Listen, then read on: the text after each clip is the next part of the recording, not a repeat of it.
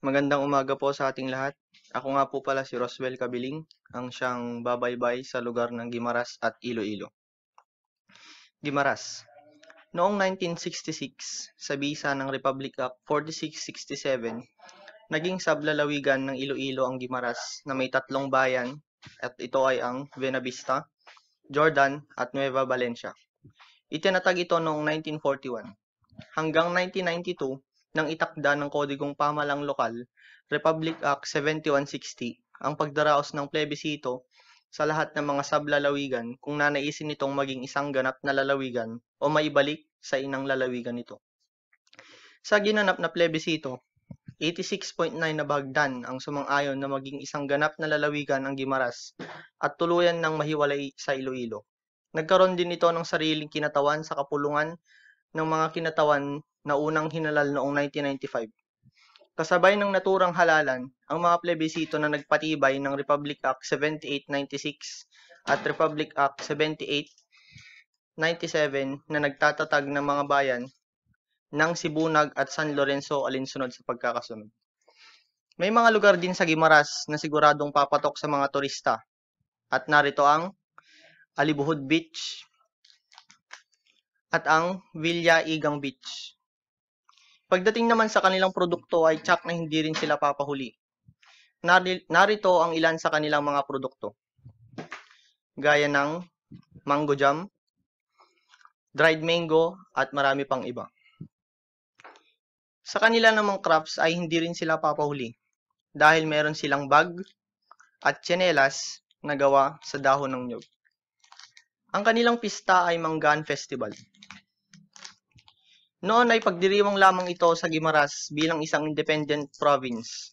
Ngunit sa pagdaan ng taon, dahil sa kasaganahan nito na natatamasa mula sa mga produkto, ang Manggaan Festival ay mas naging makulay at dinarayo ng mga turista. Ilan sa mga kaganapan na tiyak na mapapabilib at makakapagbigay kasiyahan sa inyo ay ang culture show, mango all you can, fireworks display at marami pang iba. Ipinagdiriwang ito tuwing huling linggo ng Mayo. Dumako naman tayo sa Iloilo.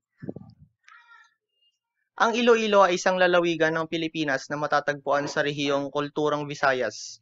Lungsod ng Iloilo, ang kapital nito na matatagpuan sa timog silangang bahagi ng Pulo ng Panay at nasa hangganan ng Antique sa Kanluran at Capiz sa Hilaga.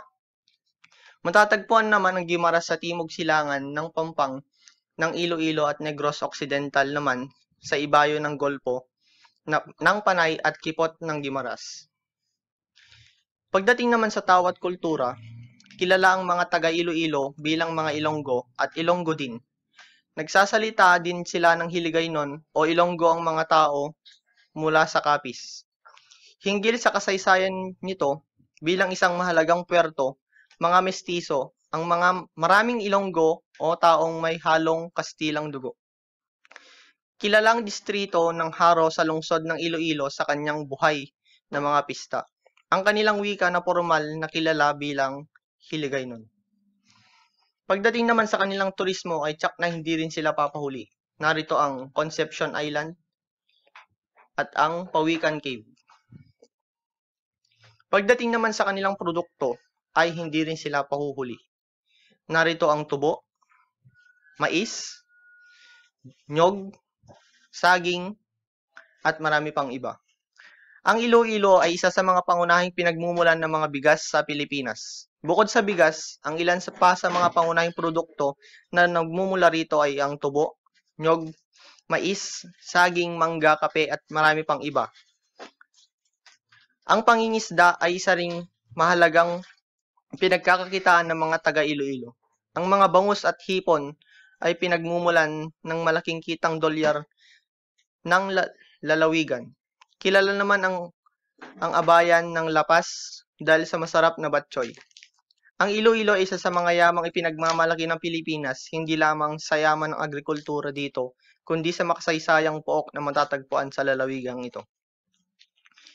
Ang kanilang pista ay Dinagyang Festival. Nagsimula ang Dinagyang Festival pagkatapos ipakilala ni Ambrosio Galindez, unang Pilipinong rekto ng komunidad ng mga Agustino at pari sa parokya ng San Jose.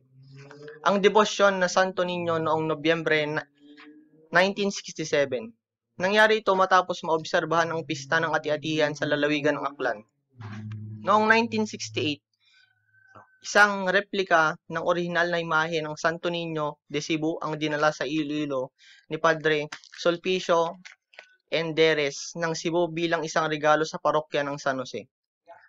Ang mga tapat na pinamumunuan ng mga miyembro ng Confradia del Santo Niño de Cebu, Ilolo Chapter, ang nagtatrabaho para mabigyan ang imahe ng angkop na pagtanggap na nagsisimula sa paliparan ng Iloilo at ipinaparada sa mga kalye